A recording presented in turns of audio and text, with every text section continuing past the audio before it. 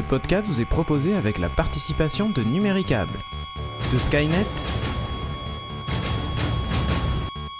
et nous sommes recommandés par la bande dessinée Les Geeks.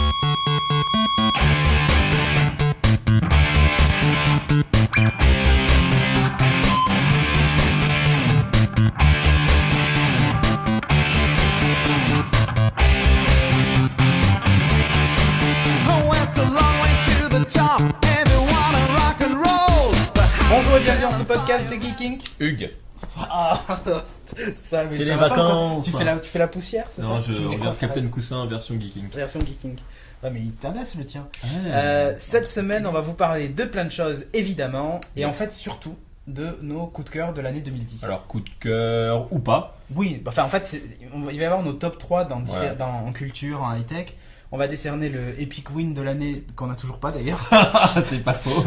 Enfin si, moi j'en ai un, mais t'es pas tout à fait d'accord. Un Epic Fail de l'année aussi, voilà. Et on reviendra sur quelques commentaires sélectionnés. Yep. Alex nous fera aussi une sélection des trucs qu'il faut avoir lus en 2010, Exactement. qu'on vous passera au milieu de la rubrique culture. Évidemment, ça change pas. C'est tout ce qu'on a à dire. On y va. On lance direct là, comme ça, là, Comme ça, sans intro, direct, cash. Ok, Sans transition, Tiens. comme dirait PPDA. exactement. La culture.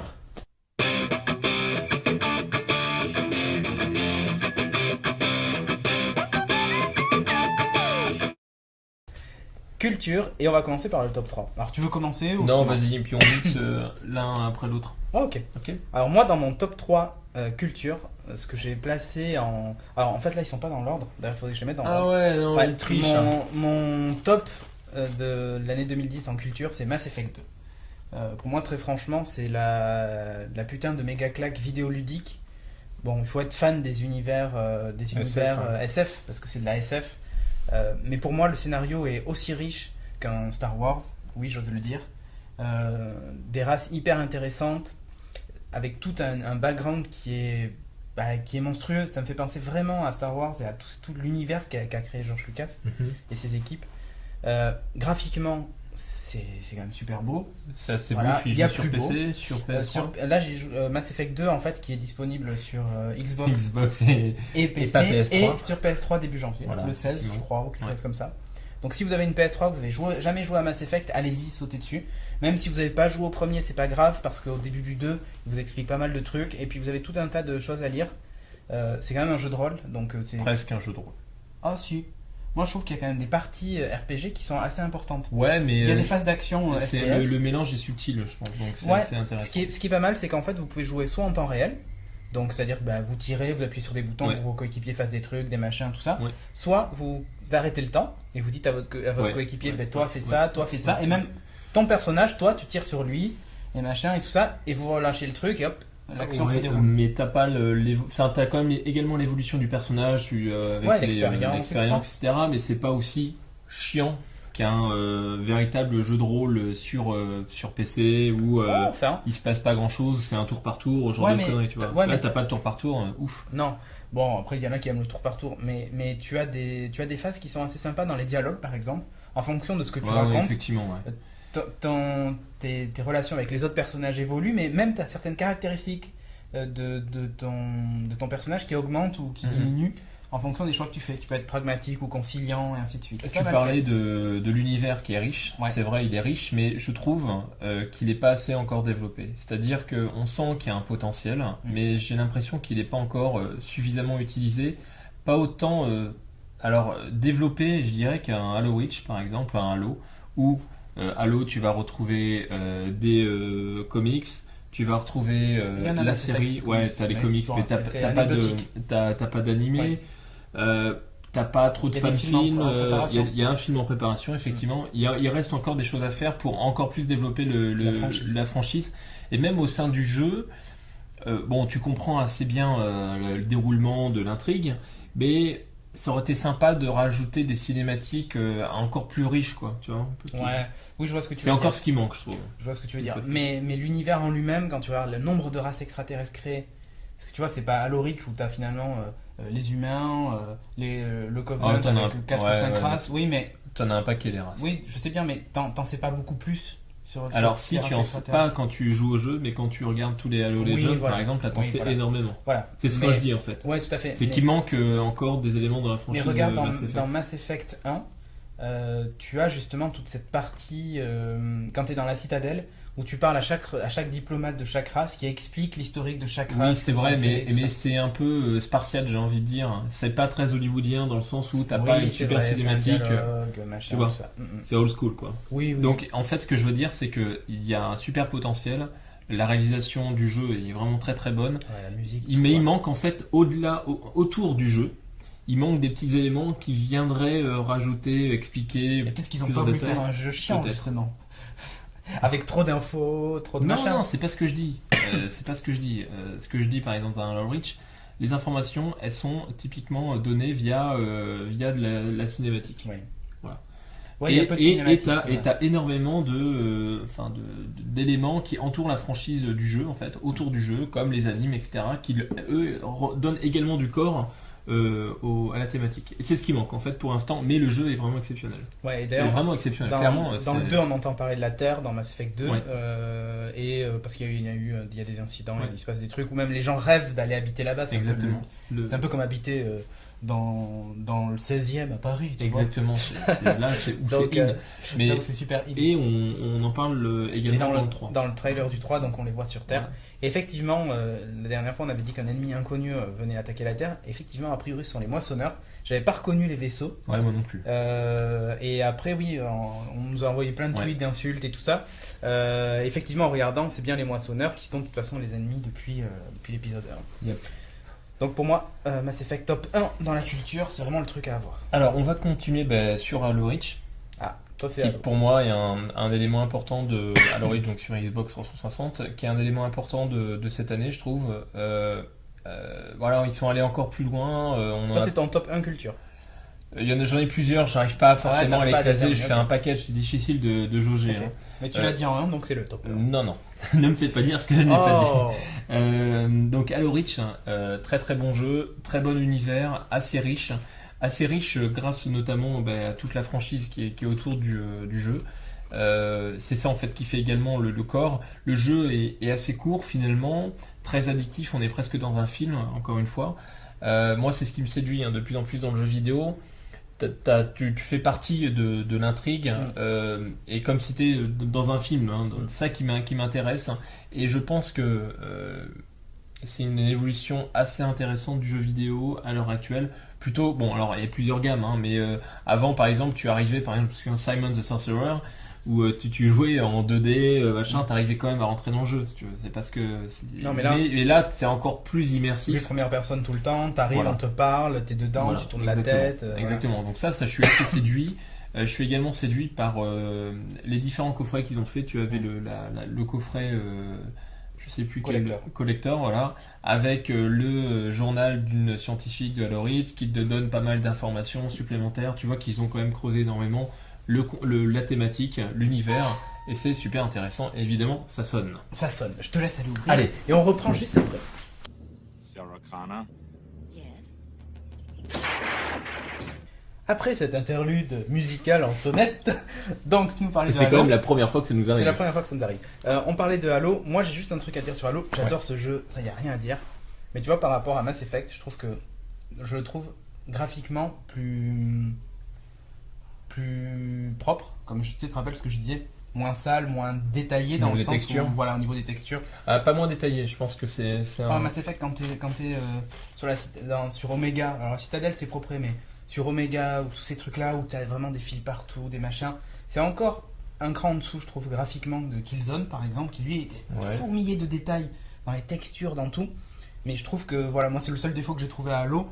Mais effectivement, ça reste un super jeu, mais il faut aimer le FPS pur et dur. là, pour c'est le du coup. pur et dur avec de la cinématique. Faut du réflexe, et faut machin. et de Mass l'élément Effect, SF.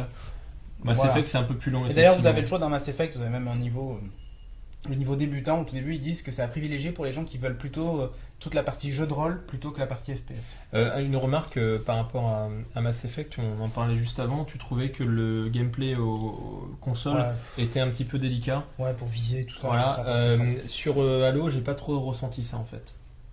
Donc est-ce qu'ils ont... Parce peu qu'en fait, d'optimisation.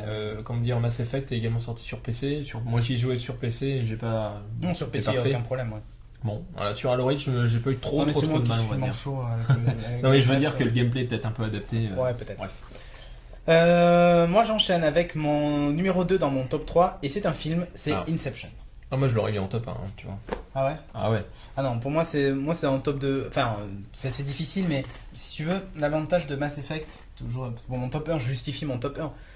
L'avantage de Mass Effect par rapport à un film, c'est que le plaisir que je prends dure beaucoup plus longtemps. D'accord. Et c'est ce que moi j'apprécie.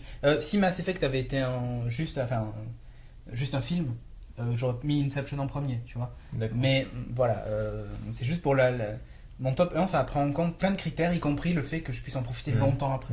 D'accord. En plus, je pourrais rejouer au jeu, enfin bref. Inception en 2, et ouais, pour moi, c'est la putain de claque de Nolan. Alors, certains n'ont pas aimé le film, d'autres ont adoré. Moi, j'ai trouvé ça génial, le fait de ce film super imbriqué, où à la fin, on sait pas trop ce qui se passe, et machin, enfin... Voilà, pour moi, c'est un chef-d'œuvre de 2010. C'est le seul film que je retiens en 2010, s'il fallait en retenir qu'un. Ouais. Devant tout ce qui est sorti cette année. Et là, tu disais en plaisir de post-visionnage, moi je pense que je le placerais peut-être plus Inception à choisir, devant par exemple Halo Reach, D'accord. notamment. Même s'il y a l'univers, etc., Halo Reach qui est intéressant, je trouve qu'il y a énormément de subtilité dans Inception. Bon, c'est mon avis, je vais peut-être me faire troller. Je trouve qu'il y a beaucoup de subtilité et il m'arrive même encore un an après l'avoir vu, ou peut-être même moins d'un an, à encore y réfléchir et essayer Ouais, c'est de moins d'un an. formuler de nouvelles théories. Bon voilà. Et il y a un super bouquin, le script en fait, écrit par Nolan, qui est disponible sur Amazon, qui doit être super intéressant. D'ailleurs, tu as un super crowbar où tu vois la descente dans les différents niveaux puis la remontée. C'est plutôt pas mal. Juste pour ceux qui poseraient la question, Mass Effect est bien sorti en 2010 puisqu'il est sorti au mois de janvier 2010. Ouais. Donc c'est mon top 1 qui remonte à toute l'année et personne ne l'a détrôné. Mon numéro 3. Ben non, c'est à moi. Ah oui, non, pardon. Ah ouais, C'est vrai, même j'ai si fait je close. Inception. Ok. Je vais encore parler d'un jeu, je vais parler de Alan Wake, Ah oui. qui est sorti sur Xbox Vous en avez 360, parlé. donc c'est une exclusivité. Encore une fois, ce qui m'a vraiment Il séduit... était très attendu. Il était très attendu. Depuis X années, c'était presque une réalisation de jeux vidéo. Et à mon sens, il n'a pas vraiment déçu. Une réalisation exceptionnelle, très Stephen Kingian, je ne sais pas si ça se dit. Un univers donc dans la Colombie-Britannique ou l'équivalent, donc dans des grandes forêts de pins, des clairs-obscurs, une réalisation vraiment exceptionnelle. Une histoire bien, mais pas exceptionnelle en soi, mais une réalisation, une ambiance phénoménale. Certaines personnes ont été déçues. Moi, j'ai adoré ce Survival Horror dans lequel encore une fois, tu es très immergé. C'est oppressant. En fait. C'est très oppressant. C'est pas du first person, c'est Non, du c'est third person. Tu es derrière mais tu flippes à mort avec tes lampes torches dans l'obscurité au milieu de la forêt avec le bruit, les zombies, enfin les fantômes qui t'attaquent plutôt. Voilà, encore une fois, une très très belle réalisation qui bizarrement, je me dis, le jeu vidéo c'est presque de l'art à ce niveau-là. Enfin, on peut le placer au niveau d'un film si tu veux. Ouais. Donc voilà, le deuxième élément de mon top 3, ça reste Alan Wake, où j'ai passé assez court, une dizaine d'heures, mais il m'arrive encore d'y réfléchir et de me dire, ça pourrait le faire si je me le refaisais en mode un peu plus dur, ou tu vois, histoire de revoir le scénar, la réalisation, la musique, bien foutu quoi. Ouais, c'est vrai que c'est... Tu vois, moi, typiquement, c'est le genre de jeu auquel j'ai peur de jouer, tellement c'est tellement c'est oppressant, en fait, voilà. Et t'es vraiment dedans, quoi. Moi, mon numéro 3, pour terminer, c'est un jeu de PS3 qui s'appelle God of War 3. Pour moi, God of War 3, c'est l'un des plus beaux jeux de la PS3, avec Uncharted 2. D'ailleurs, je me demande s'il n'a pas gagné un award il l'a gagné, pour effectivement. les plus beaux graphismes. C'est magnifique, il y a du cul. Il y en a pour tout le monde. Il y en a pour tout le monde. C'est comme la série Non, The Tudors, il y en a c'est- pour tout le monde. C'est violent. C'est ultra violent. C'est ultra violent, mais c'en est presque beau. La façon dont il bouge, la C'est façon dont Très esthétique. il a son corps huilé. Ah, t'aimes bien les corps huilés. Tu aimes les gladiateurs. C'est vraiment une tuerie. Après, l'histoire est assez basique, Elle est complètement basique, ouais. Complètement basique. Basée quand même sur... je te pourris pas ta news, hein. Non, vas-y. Basée un petit peu sur un univers, comment dire, mythique d'une certaine manière. Mythologique, c'est voilà. c'est vraiment le ça, terme en que je fait. C'est cherchais. basé sur ça, complètement. Et bon, ça donne un peu de cachet aux jeux vidéo. Oui, mais voilà, mais graphiquement pour moi, d'ailleurs, si dans ce top 3, c'est essentiellement pour ses graphismes. Oui. On prend énormément de plaisir à y jouer, Ouais, c'est clair, à c'est très démonter grisant. les mecs en C'est super face. grisant, ça, C'est voilà, plutôt pas mal, exactement. Ça bouge bien, t'as l'impression d'être un super king. Tu leur en mets plein la gueule, ça c'est quand à la même assez manette, énorme. la prise en main est super Ouais. simple, ça bouge Les bien. combos sont faciles à Il n'y a pas déclencher. trop de soucis d'imprécision Ouais. dans le mouvement du personnage, c'est super fluide. Voilà un beau jeu vidéo de 2010. C'est pareil, si vous avez une PS3 et que vous voulez un jeu qui défouraille, bah God of War 3 c'est quand même le truc un peu ultime à posséder graphiquement. Enfin, si vous devez impressionner vos amis, vous montrez God of War 3 sur PS3 et normalement ils ont la rétine scotchée à votre écran. D'ailleurs, c'est dégueulasse, après il faut nettoyer. Bon, alors j'enchaîne. Ton numéro 3 Alors, mon numéro 3, mais j'en ai un quatrième, mais je le dirai vite fait après, Ok. vite à fin. Mon numéro 3, ça reste Gran Turismo 5. Oh Mais oui, si. L'Arlésienne qu'on attendait depuis un petit moment, qui est parfois décevant, Ouais. mais j'y joue encore et je prends énormément de Mais plaisir. j'espère, hein. C'est un cadeau Ça quand t'a même. coûté un bras en plus. Même s'il est très décevant, Polyphonie Digital démontre qu'il y a du potentiel parce qu'ils font encore énormément de mises à jour pour améliorer le concept. Ah, Et c'est je pas la pense que bêta. je pense que c'est un produit qui va devenir mature peut-être l'année prochaine. Et il y a un très fort potentiel. Il y a des grosses lacunes peut-être techniques. Mais dans n'importe quel produit, il y a toujours des lacunes techniques. Ce qui importe, c'est quand même le plaisir de jeu. Et là, il est extrêmement présent. Donc ça, c'est plutôt pas mal. Et je finis rapidos. Ouais. Alors, Ah, tu parleras après. Sur un des éléments que je retiens également dans cette année, c'est la thématique du zombie. Et plus particulièrement, même si certains vont hurler, les puristes, moi j'apprécie la série Walking Dead. Pour son... peut-être les scénaristes également pour le courage qu'ils ont eu à se démarquer du scénario. C'est facile de rester sur un scénario et de prendre les comics et de tiens, on va faire un plan. ils ont un super storyboard. Peut-être, hein, mais l'idée... bon alors pour ceux qui connaissent pas en fait The Walking Dead, donc par le zombie Regardez le évidemment, podcast 90. d'une part, mais en fait la grosse polémique qui est autour de cette série, c'est que les scénaristes prennent de grosses libertés par rapport aux comics. Ah, c'est plus de liberté. Comics qui est très mature, donc c'est un comics très adulte, hein, très violent, parfois et souvent malsain. Ouais. Les scénaristes, pour Moi, X ça m'est arrivé- diverses raisons, Ça m'est arrivé de lire le comics et après d'avoir le cœur qui bat à 100 l'heure et d'avoir le souffle coupé, quoi, par ce D'accord. que j'ai vu et ce que. et l'image que Ouais, tu ouais. retiens en fait du Enfin, ouais, comics, et des fois, la sensation que c'est ça... pas, c'est pas forcément visible, Mm. mais tu te dis, waouh, putain, ils ont osé faire ça, quoi. Et ça te coupe le souffle. Alors, je pense que, les scénaristes ont pris des libertés, notamment par rapport à ça, parce que ça passe à la télévision sur ABC, je crois, je sais pas Non, tout à fait. AMC. AMC, pardon. Et difficile de... Alors, c'est pas un HBO. HBO, encore, ils auraient pu produire un truc un peu hardcore, ça serait passé. Oh, je sais pas. AMC, c'est peu... C'est une petite chaîne du câble, Ouais, AMC c'est- aussi, oui, ils font mais- des trucs un peu, Alors, soit ils un veulent... peu exotiques. Soit ils veulent effectivement se démarquer, bon bref, c'est pas peu importe, c'est pas le sujet du truc. Je pense que c'est courageux quand même de se démarquer d'un comics, puisque l'idée c'est peut-être également de partir d'un fil conducteur, hein, The Walking Dead, la fuite, machin, rester sur en tout cas les premiers épisodes, des éléments qui sont communs avec le comics, et peut-être divaguer, diverger très, Bon, enfin, très en tout rapidement. cas, ils auront l'occasion de le faire sur une autre série, ils ont tous été virés. Alors les scénaristes ont été virés, Voilà. on ne sait pas s'il y aura une saison 2 pour le coup. Si, a priori, il y aura une saison 2, c'est signé officiellement, Ouais, mais pas avec cette équipe de scénaristes. Non. Alors, pourquoi est-ce qu'ils ont été virés? On n'en sait rien. absolument. Soit Donc, c'est levé de bouclier des fans, genre Mais moi. justement, moi, ce que je trouve dommage, c'est que parce que une œuvre est basée sur un comics, une œuvre, les scénaristes et les réalisateurs doivent se plier pile poil au Non, scénario mais ils et ne pas déroger Non, au mais, scénario mais du ils comics. peuvent. Mais il y a quand même des éléments clés dans Walking Dead. Dans un, je le tairai parce que normalement c'est censé être dans l'épisode 6 de la saison 1, mais ça y est pas. Mais si vous lisez le comics et que vous allez donc vous lisez le premier qui est censé refaire la saison 1, Mhm. enfin la saison 1 en tout cas est inspirée du premier tome, vous ne trouvez pas l'élément de fin qui fait que vous faites oh. Peut-être, mais... Putain, et tu te dis, mais comment du coup ça va se passer Eh après? ben, c'est ça qui est intéressant Comment, justement. Comment est-ce qu'ils vont avancer? Comment est-ce qu'ils vont développer les personnages? Ouais, mais là, enfin, pour moi, c'était. Peut-être que l'élément qui va... Tu vois, c'est comme si dans qui Star va- Wars, si dans la série animée, il faisait pas exploser l'étoile noire. Eh ben peu importe, moi ça me dérange pas. Putain, mais non, c'est finalement... important. Non, c'est pas ça qui est important dans une histoire. Ce qui est important, c'est pas c'est pas l'élément directeur, c'est l'environnement. Moi, ce qui me fait... Pire, c'est comme si Dark Vador disait pas à Luke qu'il était son père. Bon, ça, effectivement, c'est... Oui, mais pour moi, c'est du même niveau. Là, tu vois, ils ont pris des libertés avec des nouveaux personnages. Le fait que Rick soit pas seul dans la ville au début, mais en fait, il rencontre un autre groupe. Ça, à la limite, je m'en bats la race. Tant mieux. Ils ont pris les libertés aussi en rajoutant une histoire d'hôpital, là, de vieux pépé, qui était pas... Pourquoi pas? Mais si tu veux, fondamentalement, c'est pas...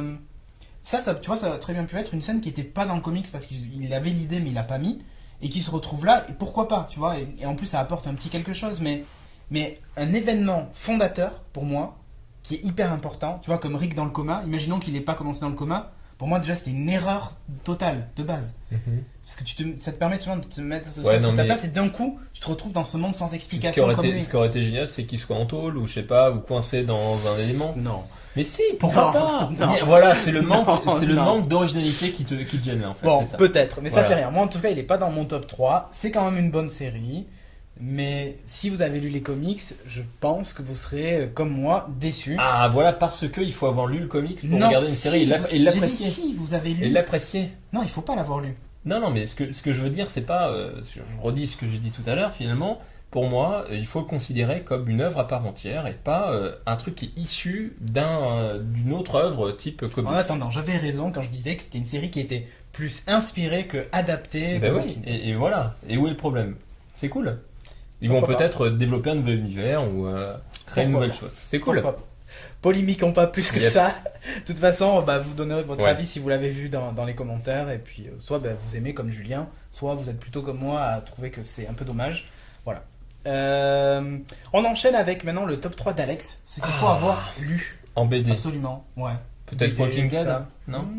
C'est pas de 2010 quand même. Bon, il y a eu des tomes qui sont parus en 2010, Ouais, mais bon. mais non, mais à mon avis, il va y avoir du zombie. Enfin, Ah. Je dis ça, je dirais. Allez, Alex, à ton tour.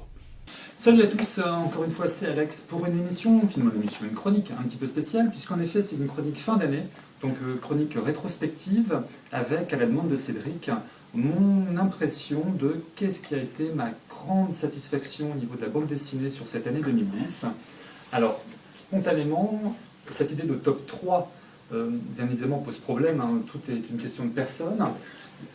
Dans mes chroniques BD, j'ai surtout parlé de tome 1. Alors, je vais faire très vite. Je ne vais pas vous refaire donc, finalement les BD que j'ai adorés, parce que vous pouvez les revoir sur Geeking. Sur les tomes 1, spontanément, je parlerai de Phoenix, Métronome et Zombie, qui est vraiment le numéro 1, qui est ce Walking Dead français que j'ai vraiment adoré. Et vraiment, faites-vous plaisir, achetez cette BD. Au niveau comics, cette année, j'ai pas de top 3. J'étais agréablement surpris par le Marvel Noir. Donc, Marvel Noir, c'est les super-héros donc, de l'univers Marvel, dans un univers 39-45. Alors, pas forcément avec des super-pouvoirs, mais finalement dans un contexte historique qui les place dans une dimension humaine et beaucoup plus psychologique que le comic book basique de super-héros versus super méchants. Petite préférence pour le Punisher et Spider-Man. Gros sur les comics aussi, gros coup de cœur sur Scalped, qui n'est pas une nouveauté. Là, de mémoire, le tome 4 est sorti. Je n'ai fait un petit tweet sur Instagram.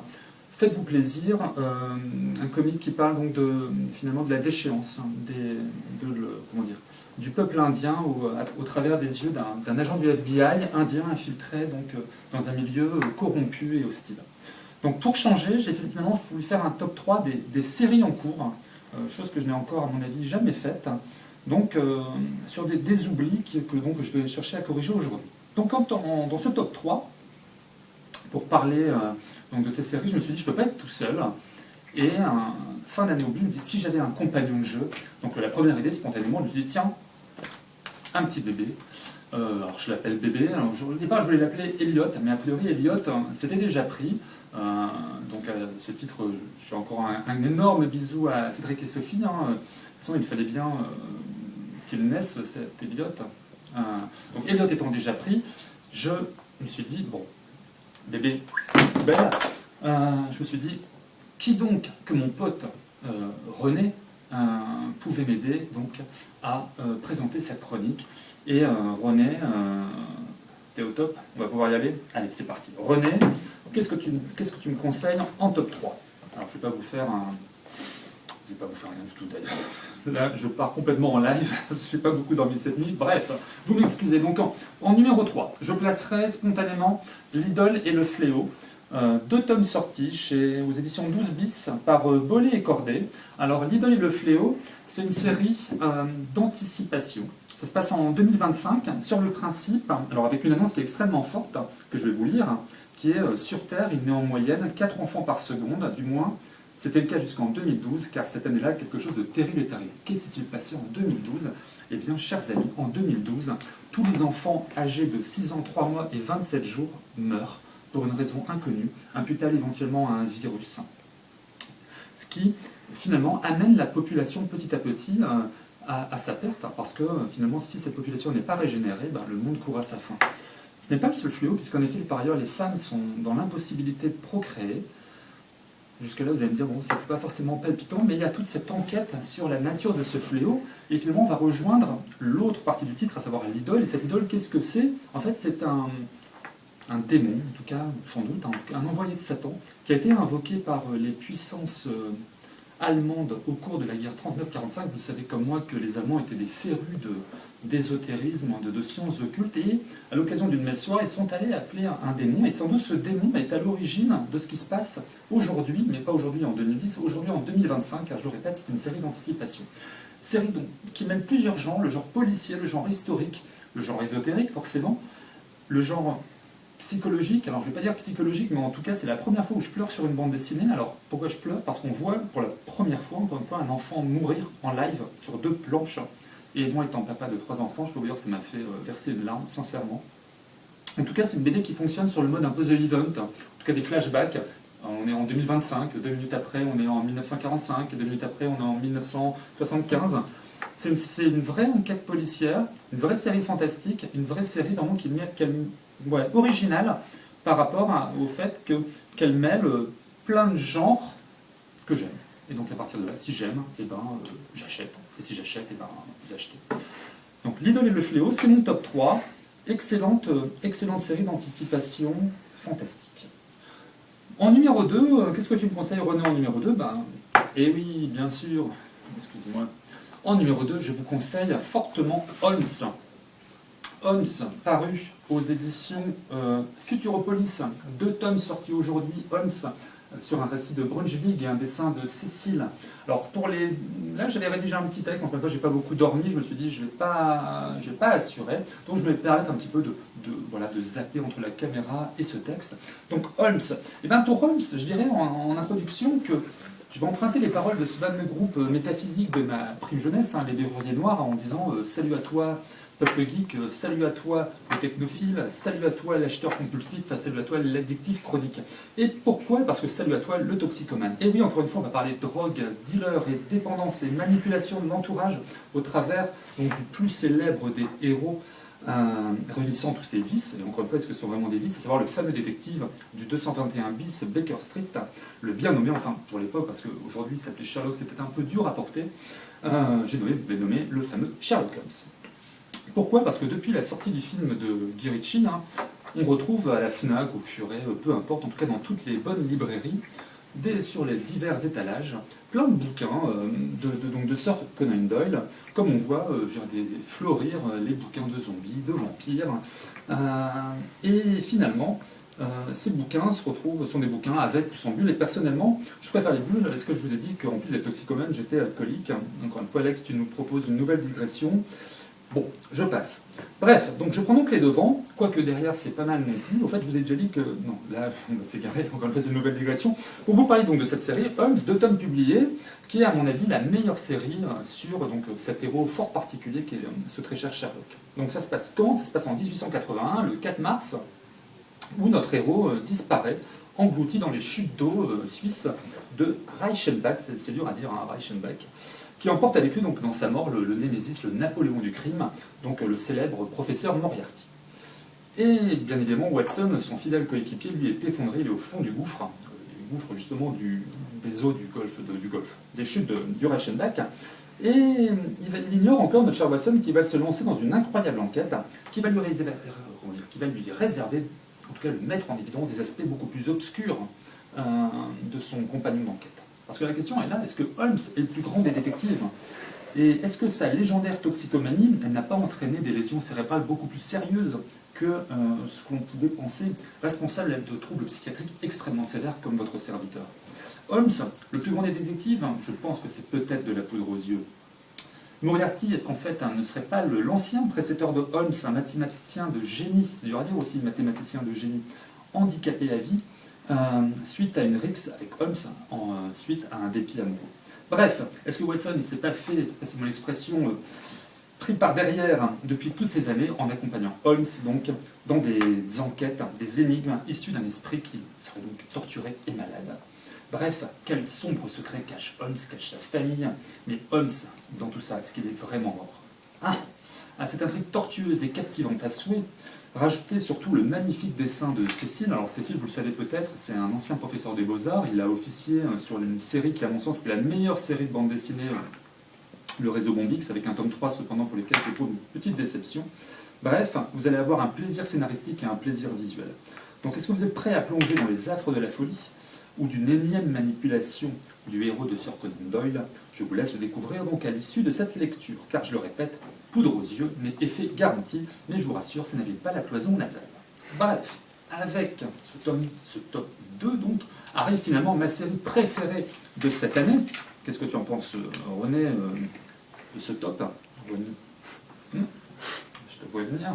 Bref, je vais vous parler de Sanctuaire, mais pas le Sanctuaire que vous connaissez, le Sanctuaire Redux, c'est-à-dire un sanctuaire qui est sorti, tout d'abord, j'en ai parlé un petit peu à Toulouse, sous un format type manga, donc sur 3 tomes, donc le Reminded, donc de Beth BD et Ricardo Croza aux éditions des Humano.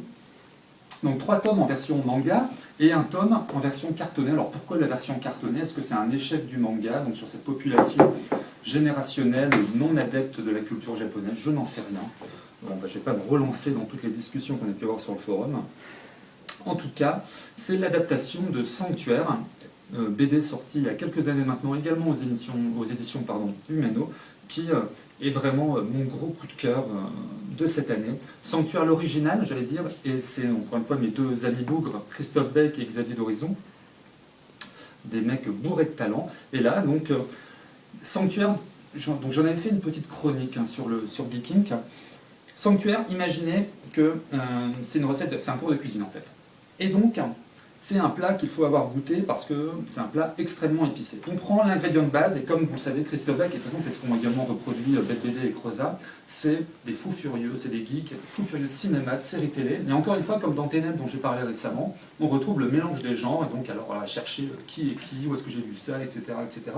Et donc là, finalement, je vais retrouver forcément des planches, aussi bien dans le Redux que dans l'original, qui me font évoquer Abyss, Predator, Les Griffes de la Nuit, X-Files, donc l'épisode de la saison 1 où un parasite rend des fous furieux une bande de savants au niveau du pôle arctique, Hellboy, surtout Shining avec une ambiance très claustro.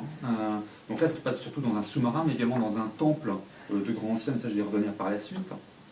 Donc en Shining, donc avec l'hôtel, l'Overlook, ça c'est vraiment la base, univers donc, qui fait peur, j'allais dire. Mais donc sur l'original, le coup de génie en plus de l'original et que j'avais adoré, alors d'autres ont moins aimé, c'était que chaque personnage avait pour trait un acteur de cinéma. Alors on pouvait retrouver Johnny Depp, Scott Glenn, Bruce Willis. Donc c'était un jeu finalement de retrouver qui est qui. Ça, on ne retrouve pas ça dans le format manga. Là c'est vraiment, j'allais dire, des visages poupins, j'aime bien dire ça, juste pour vous embêter, les fans de manga, mais j'ai les mangas chez moi, j'en ai 3, je pourrais faire un top 3. Bref, non, je plaisante. Le deuxième ingrédient, outre donc toutes ces fulgurances de peur, sont l'univers, en tout cas de lecture ou de jeu, c'est selon, avec surtout pour les fans de Lovecraft, et qui reconnaîtront donc le dieu Moth, c'est le grand méchant du bouquin, c'est le dieu de la mort, c'est un grand ancien, c'est un pote de notre ami Cthulhu, et Cthulhu cru ou pas, je peux vous assurer que la recette de cuisine là commence vraiment à prendre forme, et que mes papilles se mettent à frétiller. Enfin, indispensable, la flip. Et là, je peux vous dire que ce soit dans l'original ou dans la réadaptation, qui est en cours, donc avec 4 tomes, il ne restera plus qu'un tome, je voulais le dire, elle n'est pas destinée par petites louches, mais vraiment par poignées. Et là, je peux vous dire que les cuistots n'ont vraiment pas eu la main légère. Donc vous laissez mijoter tout ça, vous dégustez, et là je peux vous dire qu'à mon avis, que ce soit sur l'original, mais surtout donc, sur cette réadaptation, qui est également extraordinaire, beaucoup plus psychologique, quand je dis que ce n'est pas péjoratif par rapport à l'original, c'est juste que, voilà, les auteurs prennent le temps d'aller plus loin sur le passé des personnages, et donc les réactions qu'ils vont avoir en regard d'une situation terrible. C'est ce qui en fait l'intérêt en tout cas de cette réadaptation, à la différence par exemple de Walking Dead, que finalement aujourd'hui je reviens un petit peu en arrière sur toute l'attente que j'en espérais. Donc en termes de scénario, juste pour vous mettre en bouche encore une fois, donc je vais me permettre de le lire, excusez-moi si je ne suis pas face caméra, ça se passe en 2029 et le sous-marin USS Nebraska reçoit un mystérieux signal de détresse qui provient d'une épave d'un sous-marin russe inconnu, qui date non seulement de l'après-seconde guerre mondiale, mais surtout qui se trouve à une profondeur normalement impossible à atteindre pour ce type de bâtiment de l'époque. Et cette épave, elle est échouée devant une caverne, devant l'entrée d'un gigantesque sanctuaire millénaire, que vont aller explorer donc, le personnel de ce sous-marin. Le problème, c'est que dans ce sanctuaire, dans cette grotte, ils vont découvrir l'enfer, en l'occurrence le dieu Mot, qui a malheureusement le pouvoir, on va dire, de recréer pour chacun donc, des personnages, des héros donc, de ces histoires, les plus, donc, en tout cas de recréer, en tout cas de leur resservir leur plus grande peur. À savoir que les peurs, donc à rendre réelles en tout cas, vos peurs les plus extrêmes. C'est une BD, ce sont des BD extraordinaires. À tel point, elles sont extraordinaires. Il a même été question, et je pense que c'est toujours d'actualité, que HBO, en tout cas, ait acheté les droits. Donc ça vous montre bien que c'est pas n'importe quoi non plus. Pour les fans absolus, achetez l'original, achetez l'adaptation. Moi, finalement, l'original, je l'ai acheté il y a longtemps. L'adaptation, je suis en cours, elle est extraordinaire. Et encore une fois, tout ça pour dire, Monsieur Beck, bravo, j'attends avec impatience la suite, finalement, de ma série dont je n'ai pas parlé aujourd'hui, Number One de One, que j'espère que vous avez lu, qui est Prométhée. Et donc, pour savoir de quoi ça parle, je vous conseille de revenir quelques temps en arrière sur Geeking. Voilà, j'étais peut-être un petit peu long d'habitude. René, qui n'a pas dit grand-chose, hein, René, bon, voilà, René, bon, bébé, je le reprends un peu. Tout ça pour vous dire de super fêtes. Et je vous dis à l'année prochaine pour de nouvelles chroniques. On essaiera un peu de changer, les indispensables BD, etc. Je vous embrasse tous et ciao, salut, c'est avec Julien, Sophie, Elliot et compagnie. Et bisous. Merci Alex pour cette chronique BD. Donc si le Père Noël vous a amené des sous, vous savez comment les dépenser. Exactement. Spécial dédicace à Poppy. Exactement, Poppy, si tu n'as pas acheté tout ce dont tu as parlé, Alex. On enchaîne avec le message du sponsor. Et ouais, Numéricable. Vous avez déjà Numéricable. C'est bien. C'est bien, ouais, effectivement. Mais en faire profiter les autres, c'est encore mieux. Grâce au parrainage, Numéricable va vous permettre de partager la puissance de la fibre et tout le monde y gagne. Ouais, votre filleule reçoit 50 € et vous 100 €. Ce qui est plutôt... C'est plutôt pas mal. Alors n'hésitez pas à recommander Numéricable à tous vos friends et followers. Ouais. Notamment. Donc si vous avez Twitter, Facebook, n'hésitez pas à parrainer des gens. Voilà, montez un forum de parrainage, j'en sais rien. Vous je sais pas si autorisé. Non, pas évident. Pas évident. Vous ferez des heureux et vous y compris. Exactement. Rendez-vous sur numéricable.fr, passez sinon par nowatch.tv, vous avez une bannière Numéricable, vous cliquez dessus pour connaître tous les détails de l'offre. Yep. On enchaîne maintenant avec le high-tech.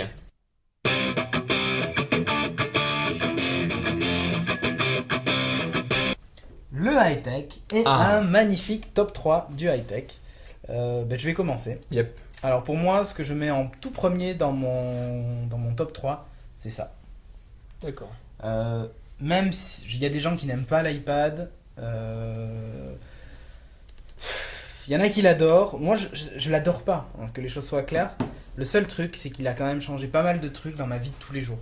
Ma façon de consommer de la BD. Walking Dead, je les ai tous lus là-dessus, quoi. Mais je lis pas Walking Dead d'ailleurs, mais je lis plein d'autres trucs, mais je lis tout là-dessus. Quand je veux aller sur internet vite fait sur mon canapé et tout ça, je prends pas mon ordi, tout ça. Ça m'a apporté internet à peu près un peu partout. C'est hyper pratique. Là récemment, je me suis mis au jeu sur iPad. Avant, je ne jouais pas, ou très peu. Mais avec, je sais plus comment il s'appelle, Dungeon Hunter 2 qui se joue en multi. On y joue d'ailleurs avec Sophie. Je trouve ça hyper intéressant. On est proche d'une vraie console de jeu portable, alors que j'étais le premier à être sceptique sur les jeux vidéo tactiles. Il y a certains gameplays qui s'y prêtent quand même. Ouais, voilà, ça dépend du gameplay, effectivement.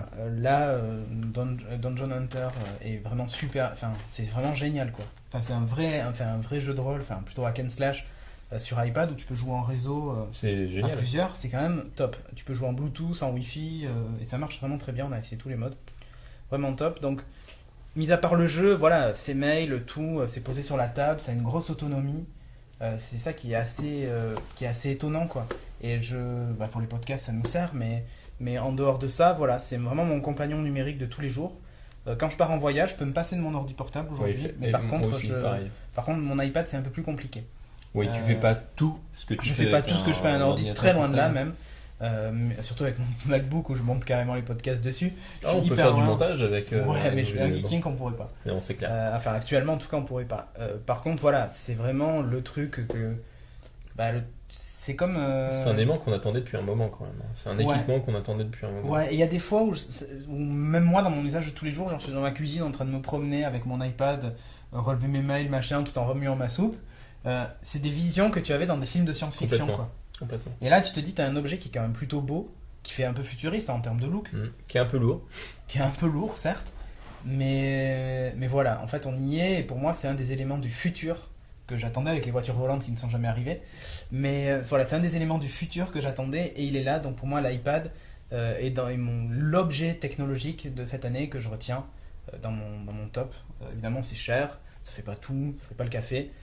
C'est un peu Ça un fait beaucoup de gadget, choses. ça fait beaucoup de choses. Mais pas forcément très bien. Voilà. Je vais en parler juste après. Mais voilà, enfin pour moi c'est vraiment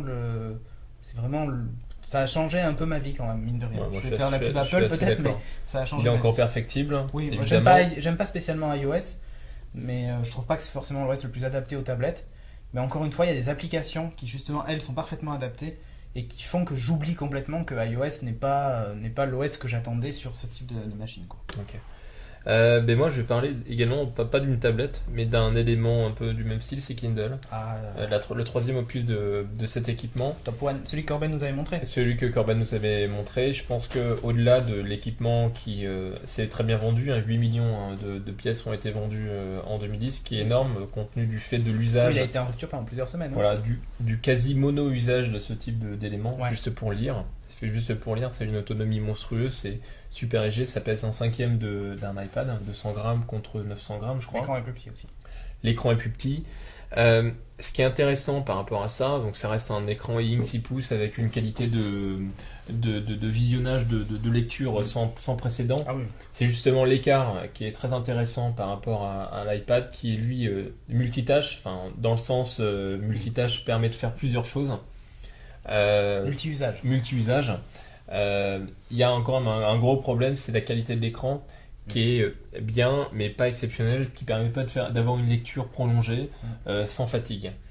Donc le Kindle, c'est vraiment l'arme ultime, j'ai envie de dire. C'est léger, ça comporte 4 Go de mémoire, ça fait à peu près 3500 livres. Voilà, c'est une bibliothèque.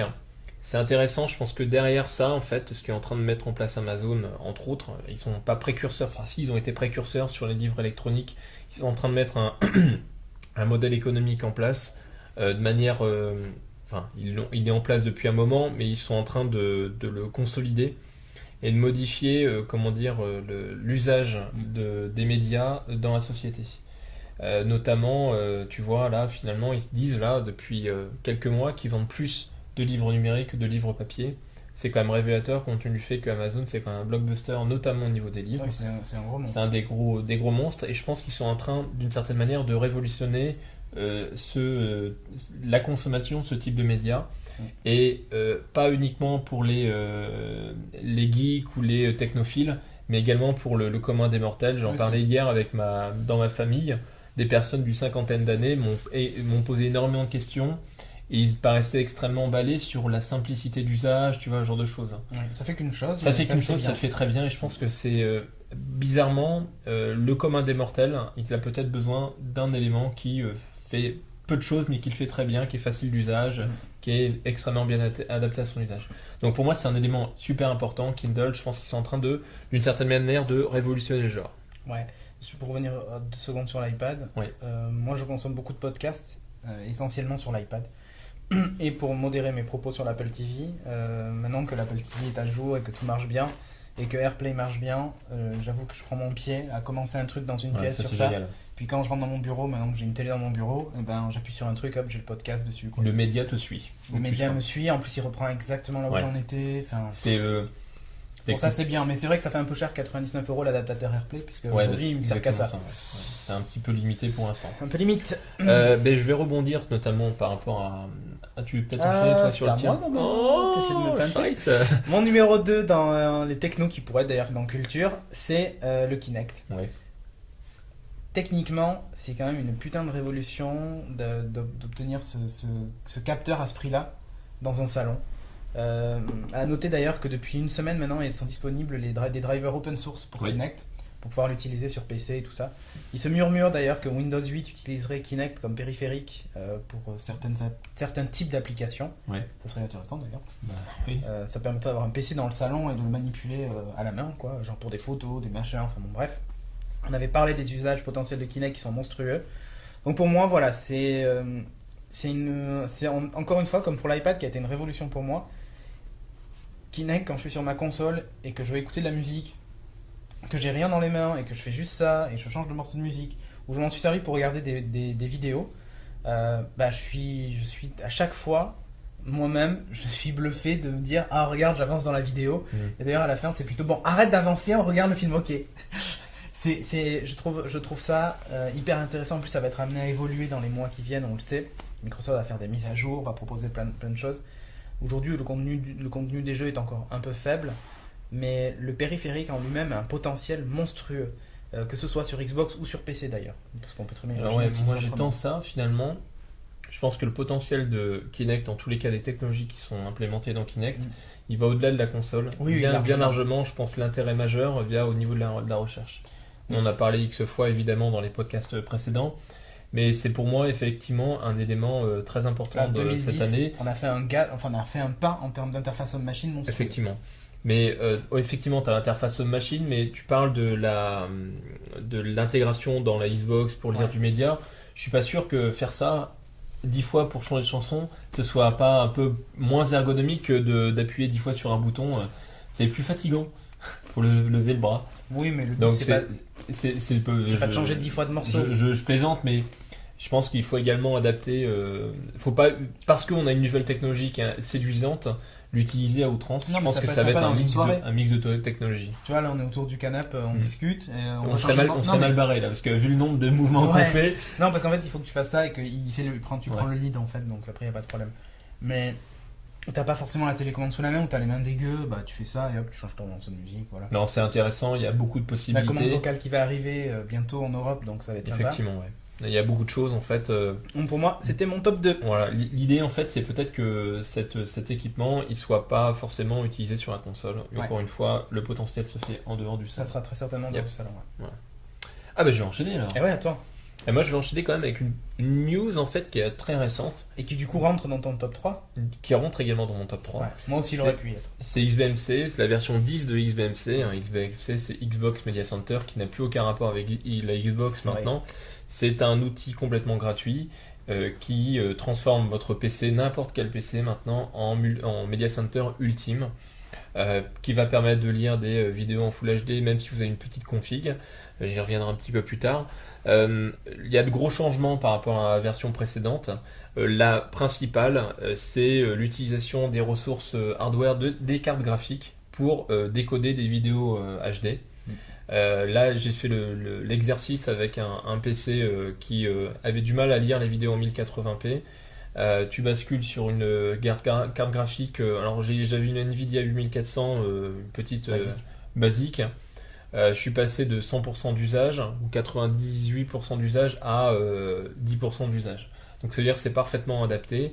Ça permet, j'ai envie de dire en fait, maintenant avec n'importe quel PC lambda, même des petites plateformes type NetHop, basées sur des technos type Ion, effectivement Ion 330 ou autre, ça permet de nous décoder de la HD, ça permet de consommer du média facilement dans la maison avec des machines lambda. Ouais. T'as plus besoin d'avoir de bêtes de course.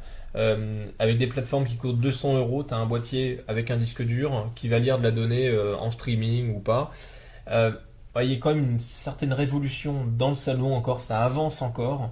Là, 2011, ça va être une tuerie, je sens. Comment ? 2011, je pense que c'est l'année où Je il faut pense que- lancer un podcast sur le Media Tu crois Center. Je pense qu'il y a du potentiel, Je pense qu'il y a effectivement. du potentiel. Je vais pas trop détailler la news parce que j'ai énormément d'infos, mais il y a un élément qui peut peut-être intéresser notamment les possesseurs de Apple TV. Première génération. Première génération, effectivement. XBMC intègre la possibilité d'utiliser une carte de décodage HD qui s'appelle Broadcom Crystal HD.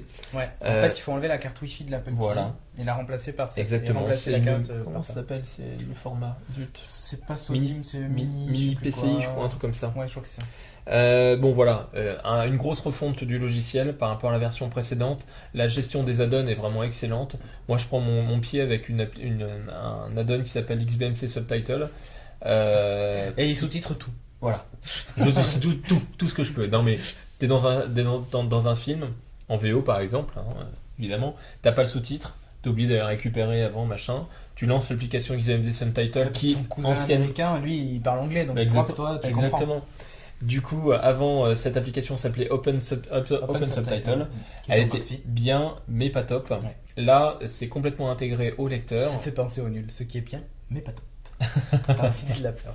Bref. Bref, une application Subtitle qui permet de récupérer les sous-titres adaptés dans les ressources qui vont bien. Addicted pour ceux qui connaissent, ou Subsen ou Subtitle.org, enfin j'en passais des meilleurs, donc c'est un outil ultime. Un gros boulot a été fait, il y a un super potentiel pour les applications d'ailleurs. On va essayer de s'en faire une pour au moins Geeking et peut-être No Watch. Ouais.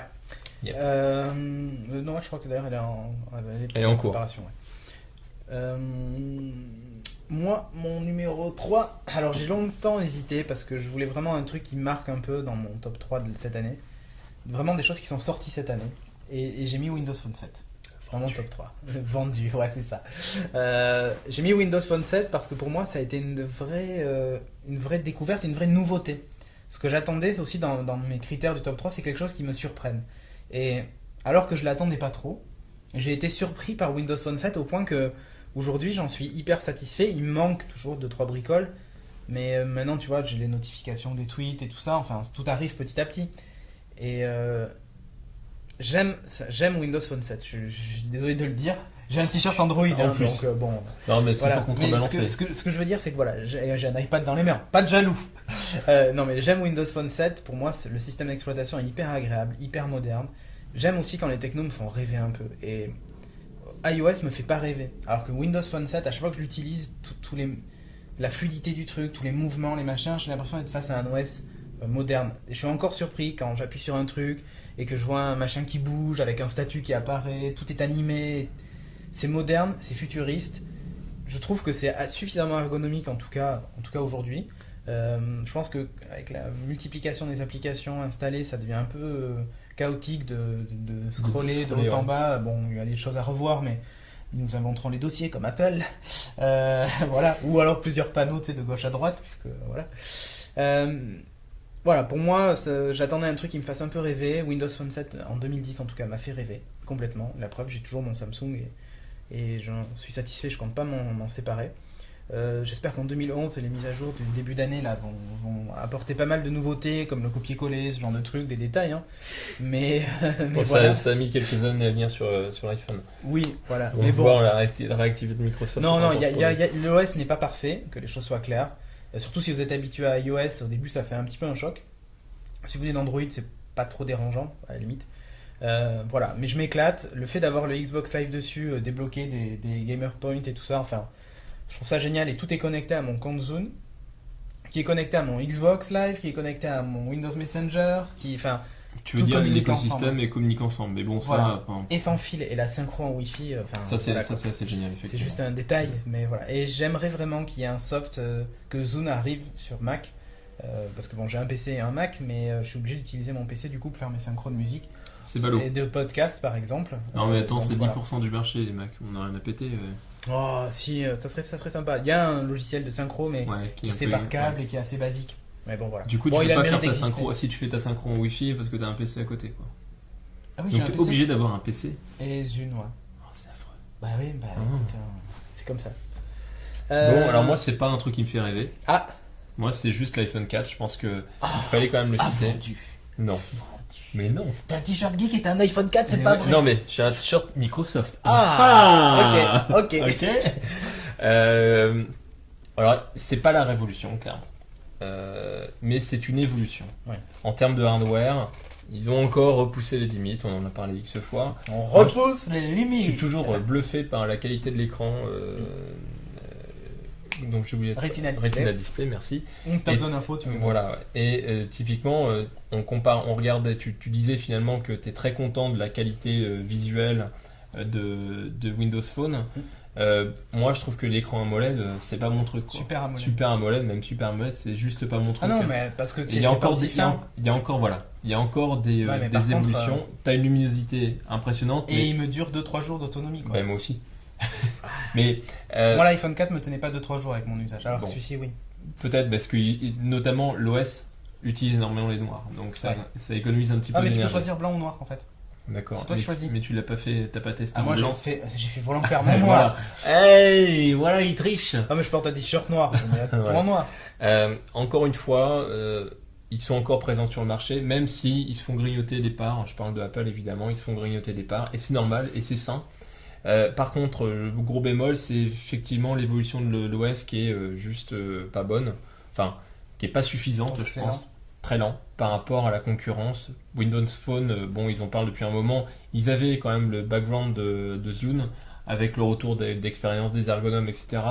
Maintenant, sur l'iPhone, il manque des choses. Ça commence à être vieillot, je trouve. Ça commence à être vieillot, il faut qu'ils se bougent un petit peu là-dessus, mais je l'ai cité parce que ça reste quand même encore une grosse référence C'est vrai actuellement. que c'est sorti en 2010, donc tu as le droit. Effectivement, et ça reste donc un élément incontournable, et il y a une belle évolution technologique quand même derrière avec le Retina Display. FaceTime, J'espère tout ça. que l'iPad deuxième génération incorporera du Retina Display, ça serait... Moi, même marrant. sans Retina Display, s'il m'apporte FaceTime dessus, ce genre de bricole, ça me plaît. Ouais, mais ce sera Mais pas j'attends- suffisant moi, pour ce moi que pour déclencher un Non, jeu. moi non plus. Ce que j'attends vraiment, c'est un nouvel OS un peu plus Joli. adapté aux tablettes pour iOS. Ouais, moi je le trouve relativement adapté aux tablettes. Ouais, mais tu vois, quand j'allume mon Windows Phone et que sur ma page d'accueil, je vois le nombre de mails, Ouais, machin, mais ça c'est prochain pas adapté, rendez-vous ça et c'est tout pas, ça. c'est pas une question d'être adapté Non, mais aux ce que je tablettes. veux dire, c'est que là, C'est qu'il manque des choses, effectivement, il est vieillot. voilà, j'allume mon. J'aimerais que juste en sortant de l'écran de veille, je vois mon prochain rendez-vous, mon machin. Pourquoi pas les news de mon flux RSS? C'est mon journal le matin Mais quand tu je me peux lève. La tu- météo, le tu pourras machin. également le retrouver sur un iPhone, ça. Oui, mais tout à fait. Mais non, mais là. Donc c'est par rapport aux tablettes. Tout à fait. C'est le Je parle de l'OS qui est iOS, vieillissant. en fait, ouais. voilà. Je parle de iOS, tu vois, t'appuies sur un bouton et hop, t'as tout ta météo, machin, tes prochains rendez-vous, tout sur ta page d'accueil, ça pourrait quand même être sympa. Là, t'es obligé de rentrer dans chaque appli. C'est Maintenant clair. qu'elles sont multitâches, faut pas déconner. Mais je suis complètement d'accord avec toi. Voilà. Mais sinon, effectivement, tu as raison. En termes de hardware, mis à part le problème d'antenne, mais bon, voilà. Je pense on- qu'il est un on peu s'étale commun pas dessus. à tous les smartphones. Mis à part le problème d'antenne, c'est le meilleur hardware, le plus beau, le plus pur, le plus tout ce que tu veux. En termes de mobile, enfin, personne n'a fait mieux, quoi. En Pour termes de l'instant. hardware. Mm. Enfin. Bon, les HTC Franchement. sont pas mal non plus. Ouais, mais je trouve que ça fait quand même beaucoup moins bien fini que l'iPhone. Voilà, ça on pourra dire tout ce qu'on veut, mais on peut pas enlever à Apple le fait qu'il fasse quand même un Yep. produit qui est quand même assez beau, quoi.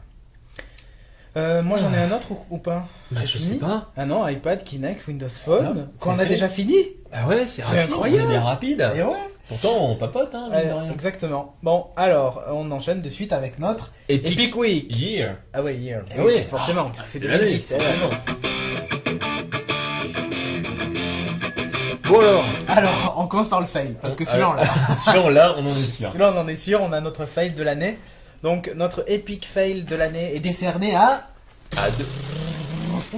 Adopi. Eh ouais. Bon, c'était trop En même facile. temps, ouais. C'était hyper Alors, c'est facile. franco-français, ça, pour le coup. Là, pour le coup, c'est franco-français. Si on devait décerner un epic fail international, moi, j'avais pensé, d'ailleurs toi aussi, à Google TV. Ah ouais. On en attendait vachement de Google TV. D'ailleurs, on était les premiers à en parler assez régulièrement. Et d'ailleurs, on s'était fait taper sur les doigts parce que les gens trouvaient qu'on n'en parlait pas assez. Oh. C'est incroyable. Bon, enfin, en attendant, Logitech a décidé d'arrêter la fabrication de son boîtier Review, il s'appelle, je crois. Ou Review. Avec une. Ah non, c'est Sony avec une télécommande ligne des années 90. Non. Donc le Review, goodbye. Google a demandé aussi à ce qu'au CES, tous les constructeurs qui allaient parler de Google TV repoussent leurs annonces. Alors, qu'est-ce qui se passe? Qu'est-ce qui se passe? Apparemment, au niveau du hardware et tout ça, enfin, il y a 2-3 petits soucis de fluidité sur le matériel. Alors, l'OS ou le hardware, on n'en sait rien. Mais 2-3 soucis de fluidité. Et puis la promesse d'avoir toutes ces applications sur la télé, machin, on se rend compte que ça a quelques limites. Et puis en plus, il y a tous les networks qui freinent des cas de fer pour éviter que Google TV arrive. Les chaînes de télévision. Les chaînes de télé en particulier, françaises notamment. Partage de revenus sur les publicités. Comment on va faire On se creuse un peu. Mais du coup, l'Apple TV qui avait peu d'utilité avec juste, en tout cas, si vous voulez pas payer vos films et vos séries à des prix hallucinants. En dehors de YouTube, Flickr, écoutez votre musique locale et vos films en MP4, vos podcasts. Il y avait peu d'intérêt de l'Apple TV. Exactement. À 99€. Pas plus la que... Google TV à 199. Finalement, si on enlève tout cet aspect-là, il y a pas beaucoup plus d'intérêt. YouTube, un navigateur web pour 199€, ça fait un peu mal au cul. Ouais. Donc voilà, ça aurait pu être le epic fail de l'année. Et un autre epic fail, ça aurait pu être Courrier, l'abandon de Courrier qui était très très très attendu. Qui était très attendu, cette tablette. Un concept hyper intéressant. On ne sait pas si c'est vraiment abandonné parce qu'après il y a des gens qui sont revenus en disant mais non, c'est pas abandonné, mais oui, mais non, mais oui, mais non. Ouais, c'est le problème. Comme de la la HP RD, Slate aussi, qui était finalement arrive sous Windows, qui était abandonné, Windows puis qui revient, puis qui est après rumeur sous WebOS, puis finalement revient sous Windows 7. D'ailleurs, il y en a apparemment sous Windows 7. Effectivement. Mais pour moi, c'est un fail d'utiliser Windows 7 sur une tablette. Donc des fails, on en a un paquet. On en a un paquet, mais quand même, le top du top du fail, c'est quand même Adopi. Ça reste Adopi. Comment faire perdre l'argent du contribuable dans des causes perdues, parce que là, pour le coup, c'est vraiment une clair. cause perdue. Je sais même pas quel est le degré d'utilité d'Adopi. Je sais pas le degré de connerie d'Adopi. Non, mais connerie, ça j'en suis certain. Voilà, tu vois, mais d'utilité, je sais pas si c'est vraiment. Je sais rentable. pas s'ils envoient vraiment. Ils communiquent pas d'ailleurs sur le nombre de mails qu'ils envoient. Ouais, ils avaient dit qu'ils devaient en envoyer je sais plus combien par jour, mais 50 000 ou un truc monstrueux. Ouais, un truc monstrueux, et finalement, on n'en sait rien. Donc voilà, Epic Donc, Fail. si vous avez reçu un mail d'Adopi, tenez-nous au courant. Je sais que certains lecteurs de Corben en ont reçu. Nous, je sais pas. Non, nous, a priori, je sais pas. Non, mais nous, les nôtres, ils sont vachement bien, ils téléchargent que du podcast. Et ouais, les plus légal. Exactement. Bon, et alors, le Epic Win. Pas facile le Epic Win, parce que finalement, est-ce que c'est Ping, le Epic Win non, de l'année. ça, c'est un fail. Ça, c'est Ping de Apple, le fameux ouais, réseau social. Non. Pseudo-réseau social. Ouais, sur la musique. Est-ce que c'est les Beatles sur iTunes Epic Win? Non, mais décidément, Apple, t'as du mal avec Apple. Hein. Qu'est-ce qui se passe? Non, c'est pas vrai, regarde, j'ai un iPad. Mais t'as caché le logo. J'ai un MacBook à la maison, ok? Ça va? Je suis assez Apple. J'ai un Magic Trackpad. Ok? Et puis t'as un Apple TV 2. Alors, j'ai un Apple TV 2 et un Apple TV 1, ok? Je fais la collection, monsieur. Donc, le Epic Win de l'année, ça a été un peu compliqué. D'ailleurs, il s'est passé beaucoup de choses. Seulement dans nos top 3, on en a déjà dit pas mal. Mettre l'iPad en Epic Win de l'année, non. Moi, celui que j'ai noté quand même, et d'ailleurs je porte un t-shirt, c'est quand même, il s'est passé quelque chose cette année. C'est que Android a fait d'énormes progrès par rapport aux concurrents. Alors je parle pas de la sortie de Froyo, quand tu entends progrès, tu de progrès en termes de part de marché, de pénétration du marché, et alors que cet OS était vraiment réservé aux geeks, aujourd'hui, il y a beaucoup de gens qui ont un Galaxy S avec eux. Je vois vachement de gens dans le métro ou dans la rue. Il y en a beaucoup qui ont de l'iPhone, ça je le nie pas, mais il y a beaucoup de gens qui maintenant utilisent Android. Alors c'est vrai que pour une raison simple, c'est le prix. Il y a effectivement des terminaux qui sont pas chers. Le prix des terminaux. Pas trop cher, on va dire. Et Android en part de marché maintenant commence à grignoter des parts à Apple et sur certains mois passe devant Apple. Ouais. Donc mais alors, c'est assez intéressant. C'est ça qui est très bizarre, c'est que tout à l'heure on parlait de l'iOS qui est vieillissant. Je trouve que Android, en termes de vieux, il a rien à envier à l'iOS. Ah, la dernière version quand même est pas mal. Moi je le trouve très rustique, pas sexy comme pourrait l'être un Windows Phone 7. Mais techniquement, il a des qualités éléments non négligeables. Mais je suis pas sûr que le commun des mortels utilise des éléments techniques qui le démarquent des autres OS. Je suis d'accord. Je pense que le commun des mortels achète ce téléphone parce que c'est un bon téléphone qui est pas trop cher, qui lui permet d'écouter de la musique, surfer sur le web, d'avoir ses mails, machin. Mais il va pas. Ce que fait un smartphone, mais pas utiliser les derniers retranchements, la notification, le machin, le truc. On l'utilise de base, forcément. Oui. Mais voilà, encore une fois, tu le disais en cours de l'année, 50% des personnes qui ont un iPhone l'utilise pas pour toutes les capacités qu'il a. Mon père a un iPhone. Bah voilà, et il utilise l'iPod, il utilise toutes ces conneries. Non. Voilà. Si, il utilise l'iPod maintenant. Bon. Il s'est enfermé dans la musique. Ma frangine, elle a un iPhone, et elle le synchronise même pas avec son Mac. Tu l'as pas mis des baffes? Non. Alors, c'est ma grande sœur. Ah, c'est ta grande sœur. Je respecte. Et tu vois, c'est pour dire que Le commun des mortels n'utilise pas l'intégralité des fonctionnalités fonctions, de machin. Ni Et d'Android, ils en utilisent 50% ou 30% ou 40%, mais certainement pas plus de la moitié. Voilà, mais le fait est que cette année, il y a quand même de bons téléphones Android. Oui, Pas c'est vrai. tous, mais il y en a eu de bons. Il y a toujours ces problèmes de politique de mise à jour, mais encore une fois, le commun des mortels, à la limite, s'en bat la race. Parce Effectivement. que tu l'achètes pour les fonctions qu'il fait le jour J. Ouais. C'est dommage d'ailleurs, parce que tu peux te dire, si le téléphone peut évoluer, mais on n'est pas tous des geeks. Bref, en tout cas, moi je l'ai mis dans mon Epic Win de l'année Android, parce que j'ai trouvé que ça a été plutôt une bonne année pour Android. C'est bien de voir un OS concurrent aussi Oui. commencer à prendre À prendre de l'ampleur, Ah, effectivement. exactement. C'était tout pour toi? Ah bah ouais, T'as pas de- difficile l'Epic Win. Ouais, hein. c'est On difficile a de vraiment choisir, galéré. mais On bon, a voilà. vraiment. Bon, je sais pas si c'est vraiment un superbe Epic Win, mais en tous les cas, c'est un élément fort de l'année. Ouais, exactement. Un temps fort qu'on voulait quand même Yep. souligner. Oh, on a des commentaires. Ouais, on a des commentaires et on va terminer donc l'année, puisque après on se dit bonne année, on se fait On la se bise, claque tout la ça. bise, on boit des coups. Exactement, on termine par les commentaires. Ouais. Alors d'abord un mail qu'on a reçu de Guilhem, ou Guillaume on doit dire, Guillaume je pense, qui nous dit, voilà, ça fait 1 an que je vous suis, j'aime beaucoup, mais je trouve le 87 décevant. Au début j'avais pas lu ça, mais bon. Décevant. Vous avez dit trop de gros mots et fait pas mal d'allusions au sexe, c'est vraiment dommage, ça gâche toute la vidéo. Alors, Toutes les vidéos, tu veux dire. Non, toute la vidéo. Ah ouais. Je ne veux pas mettre ce commentaire sur iTunes. Ça vous aurait fait de la mauvaise pub, ce qui n'est pas mon intention. Continuez vos bons podcasts, mais sans tout ça, s'il vous plaît. PS, ce mail est destiné aussi à Julien. Ah. Ok. Ok. Longue vie au geek, Alors, envoyé je suis- depuis mon iPhone. Donc Qui tu n'a as un pas, iPhone. qui n'a pas de Tu es peut-être correcteur le ortho- fils de Steve Jobs qui justement ne veut pas de sexe dans Ah. dans l'iTunes Store. Non, mais en plus, enfin franchement, ça n'a pas été. Enfin, je me C'est rappelle pas un plus scud, trop. hein, ok. Franchement, je me rappelle plus trop. Moi non plus. Mais je sais qu'il y en a un où on a fini un peu en déconnant pour je sais plus quoi. Bon, Bon. effectivement, désolé d'avoir heurté ta sensibilité. Ta sensibilité, mais encore une fois. C'était pas voulu on est de toutes les manières et bon, on n'a pas eu d'autres retours. Non, tu es le premier à nous signaler ça, donc bon voilà. Mais c'est toujours de la blague, hein. Ça c'est jamais. Ah, on déconne. Ouais, on déconne en fait. Alors là, C'est pour déconner, je pense que dans l'iPhone, il doit y avoir un correcteur orthographique, non? pas- Pour déconner, hein. Méchant, pour déconner.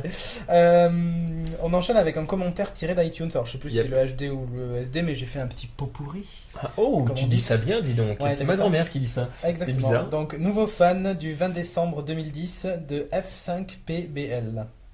Le nom de code. Nom de code F5PBL. Je prends le temps en marche, je sais, je suis à la bourre, 87 épisodes de retard. Pas mal. Donc si tu le regardes au 90, t'as dû tomber sur celui où justement on parlait de sexe. J'écluse petit à petit sur l'iPod Touch. Finalement, ça a aussi son charme de découvrir certaines annonces après coup. En tout cas, bravo pour le travail réalisé chaque semaine. Beau dévouement à la cause. Continuez. Bah oui. Alors moi, je vais en lire un de Florent Florent Vincent. Eh ouais, je suis fou, moi. Mon premier commentaire avec un petit smiley. C'est la première fois que je poste un commentaire sur ce podcast, sur ces podcasts que je suis depuis un petit moment maintenant. J'aimais bien ce podcast parce qu'il informe des nouveautés du monde des geeks et ça, c'est top cool. Top cool. Ok. Yeah. Le seul petit bémol que je note, c'est le high-tech. Des fois, ça devient un peu compliqué à suivre quand vous parlez dans les DNS, NAS et autres mots incompréhensibles. Je vous ai aperçu au TGS. Ah oui, cool. C'était un gros moment d'émotion ou pas.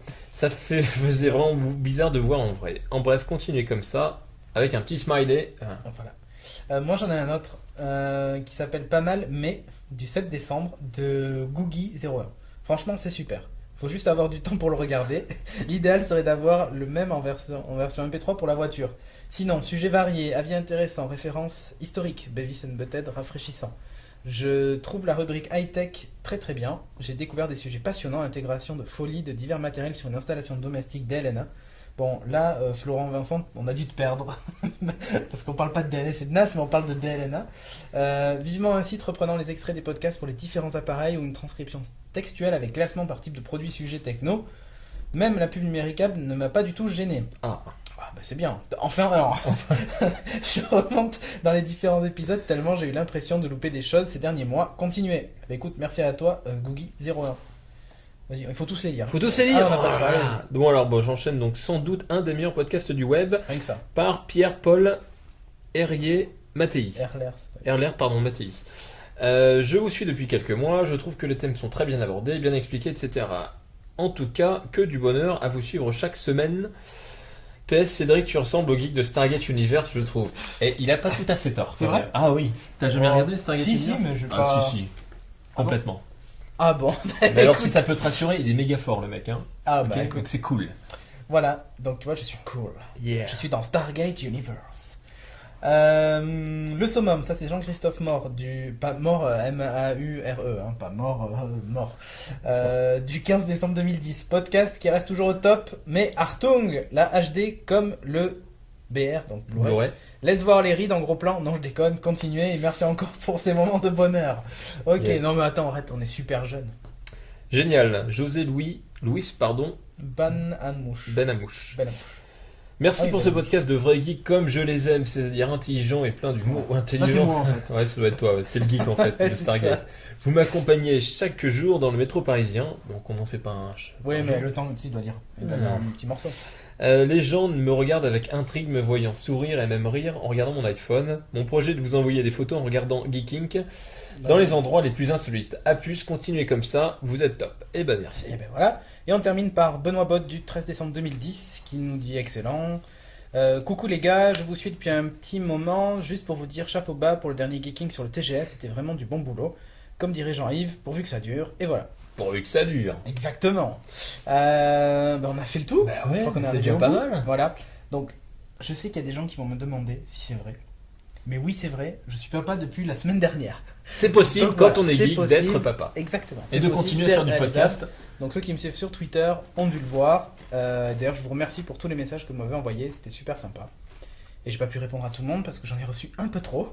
Mais voilà, c'est un merci général. Merci à vous de ces félicitations. Voilà, les nuits vont être courtes dès à présent. Et voilà, donc ça veut dire que dans les semaines à venir, on risque de passer à un Ouais, rythme oui. de podcast un peu différent. Ouais, d'ailleurs, c'est vrai, on va en profiter pour l'annoncer.